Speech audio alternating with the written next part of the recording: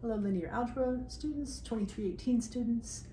This is the first of 3 examples I'm going to work through in section 5.4, okay? So first of all, you should review section 4.4 on coordinate mappings. But in 5.4, what we're going to be doing is studying how linear transformations between 2 vector spaces that are finite dimensional are a lot easier to view if you think about their coordinate mappings or some coordinate mappings for them, okay? Alrighty, so suppose you have a linear transformation T that goes from finite dimensional vector space V to finite dimensional vector space W. And so here's a depiction of that, right? Let's see, can you guys see all that without glare? Pretty much. I think I escaped. Yeah. Okay, so for example, so let's say that vector space V in this example has basis B1, B2, B3, okay? And with that basis, remember from 4.4, there's a coordinate mapping down to, since that's got 3 elements in it, down to R3. So for example, some vector B with that can be written as a linear combination of the basis vectors as 3b1 plus 2b2 plus 5b3. Under this coordinate mapping, that one vector in V would be mapped to, under beta as basis, 3, 2, 5. Right? Those coordinates 3, 2, 5. Those coefficients, become coordinates at that point, become the components of that vector. Okay? And you are looking now at a transformation of that vector space V under T to a vector space W.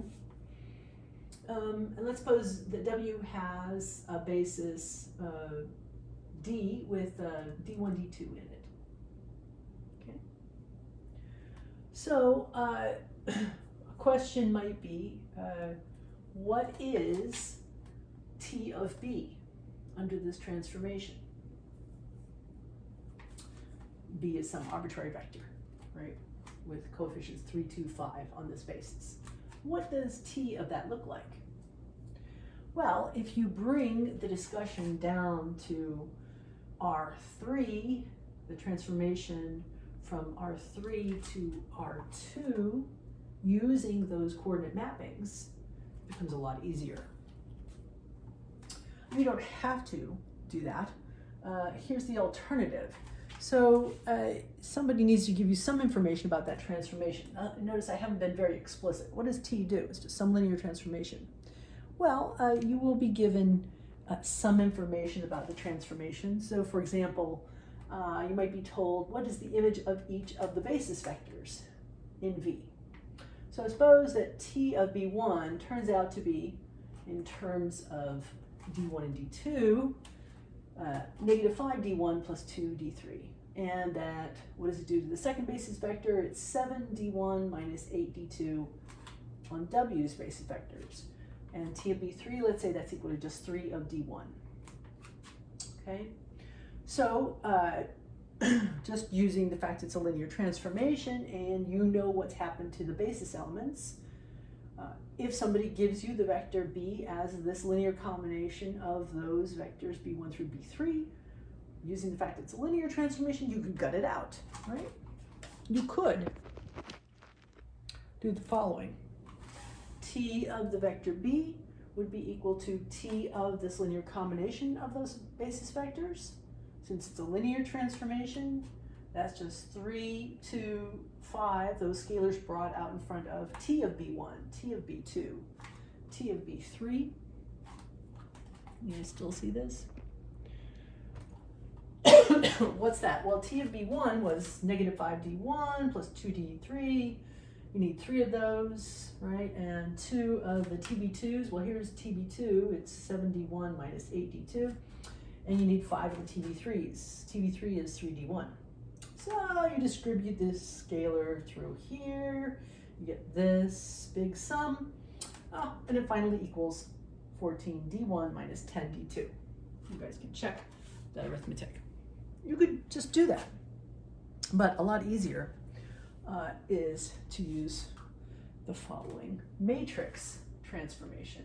So we're going to talk about a linear transformation T sub m, which if you remember, we've been using this notation for a while. If we have T sub a on some vector x, we understood that to mean the linear transformation that takes the matrix A and multiplies it on the left by x. Same sort of thing going on here. I'm going to call this T sub m, where m, what works? Well, this matrix here works. Where do we get these numbers? Well, you're probably pretty good at picking out these patterns from looking at your math lab exercises. You see the -5 and the 2 there, the 7, -8 there, the 3, 0 there. And you'll notice that if you, instead of asking what is T of B the hard way, going through the linear transformation, you could just take vector B, find its coordinates under beta, okay, take this vector in R3, multiply it on the left by this matrix M. There's your 5, -2, your 7, -8, your 3, 0 right there, put that in there, multiply it on the left by 3, 2, 5, and bada boom, bada bing, you get 14, -10. That's sitting over here in R2. What's here in R2? Well, this coordinate mapping, remember, was an isomorphism from W to R2, because W only had dimension 2, right? So this vector, 14, -10, that we get here, that we found by doing this multiplication, turns out to be telling us exactly what T of B is up here. It's 14, T of B is 14 times D1 minus 10 of D2. That's what that means, those coordinates in terms of the basis D mean. And that's exactly what we got by going through the linear transformation the hard way. Okay, so that's an example of you're given some information about a transformation, what it does to the basis, and you can get a mapping from between the two coordinate spaces that is just matrix multiplication on the left.